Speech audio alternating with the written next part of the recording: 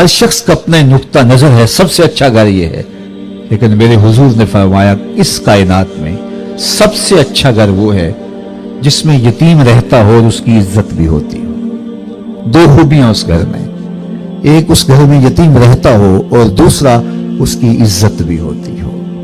وہ چاہے 2 مرلے کا جھونپڑا کیوں نہ ہو، وہ گھر کائنات کا بہترین گھر ہے، وہ ایوان صدر سے افضل گھر ہے، وہ وزیر اعظم حوض سے افضل گھر ہے جس میں یتیم رہتا ہو اور اس کی تکریم بھی ہوتی ہے، اس کی عزت بھی ہوتی ہو۔ تو کہاں یتیم کو دھکے دیے جاتے ہیں اور کہاں یتیم کی عزت نفس کا خیال رکھا گیا اور اس کی تکریم کا سبق سکھایا گیا۔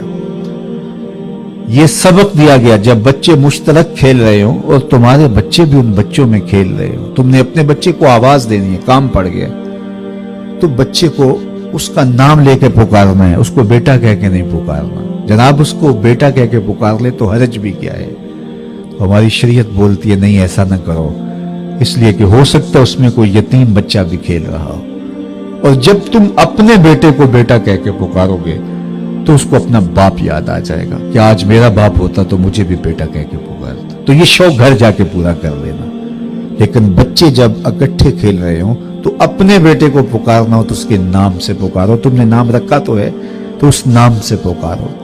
یتیم کی نزاکت قلبیہ کا اتنا لحاظ ہمارے دین کے علاوہ، میرے حضور کے علاوہ کس نے رکھا ہوگا؟ کائنات میں کوئی ڈھونڈ کے تو دکھاؤ، کائنات میں کوئی تلاش تو کرو کہ جس نے اس قدر نزاکت قلبیہ کا لحاظ رکھا۔ بیوہ کے سامنے اپنی بیوی سے اظہار ملاطفت نہ کرو، غریب کے سامنے اپنی دولت کی نمائش نہ کرو، بلکہ میرے حضور نے یہاں تک فرمایا اپنے گوشت کی خوشبو سے غریب ہمسائے کو تکلیف نہ دو، یا تو تھوڑا سا پانی زیادہ ڈال لو اور شوربے کی ایک پیالی ہمسایوں کے گھر بھی بھیج دو۔ اور اگر یہ نہیں کر سکتے تو ایسے زاویے میں، ایسے انداز میں کھانا پکاؤ کہ غریب تک اس کی مہک نہ پہنچ پائے۔ غریب کے بچے ضد کر بیٹھے تو ان کے دکھ کا مداوا کون کرے گا؟ تو اس لیے یہ ہمارے شریعت کا مزاج ہے۔ بچے بھی سکول آتے ہیں تو کوئی آسودہ گھر کا بچہ ہے، کوئی غریب کا گھر کا بچہ ہے، کوئی متوسط گھرانے کا بچہ ہے، تو کبھی بھی اپنے دوستوں میں بیٹھ کر کے وہ چیزیں نہ ڈسکس کریں جس سے غریب بچے کو احساس محرومی ہو۔ ان چیزوں کا ابھی سے اگر آپ خیال رکھیں گے تو ایک خوبصورت انسان بن کے ابھریں گے۔ ابھی سے ان چیزوں کا اگر لحاظ رکھیں گے تو ایک پاکیزہ صفت مزاج سے آپ پروان چڑھیں گے۔ آپ دیکھیں کہ میرے ساتھ بیٹھا ہوا بچہ، اس کی مالی پوزیشن مستحکم نہیں ہے تو میں اس کے سامنے وہ بات نہ کروں جو اس کے بس میں نہیں ہے، اس کی طبیعت پر شاک گزرے گا، اسے احساس محرومی ہوگا، اس کی طبیعت پر بوجھ بن جائے گا۔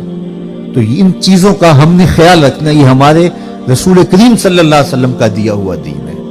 فرمایا اپنے گوشت کی خوشبو سے بھی غریب ہمسائے کو تکلیف نہ دو۔ تو مجھے بتاؤ اس سے بڑھ کر دین رحمت کون سا دین ہوگا؟ یہ تو اسلام کے بڑھتے ہوئے فیضان کو، اسلام کی پھیلتی ہوئی قدروں کو اور اسلام کے نظم کو لوگ دیکھ کر کے اور مطالعہ کر کے اسلام کے قریب ہونے لگے تو لوگوں نے یہ تراشا کہ اسلام پر دہشت گردی کا الزام تھوپ دیا جائے تاکہ اسلام کا جو نظام رحمت ہے وہ لوگوں کے سامنے نہ آئے اور وہ کہیں کہ یہ تو دہشت گرد دین ہے۔ اور پھر ایسے لوگ ہمارے اندر ہی پیدا کر دیے گئے جو گلے کاٹنے لگے، جو انسانوں کے ٹکڑے کرنے لگے، اور وہ پیش کیا گیا رنگ ہمارا کہ یہ دیکھو مسلمان ہے، جبکہ نہ یہ اسلام ہے اور نہ یہ مسلمانوں کا طریقہ ہے۔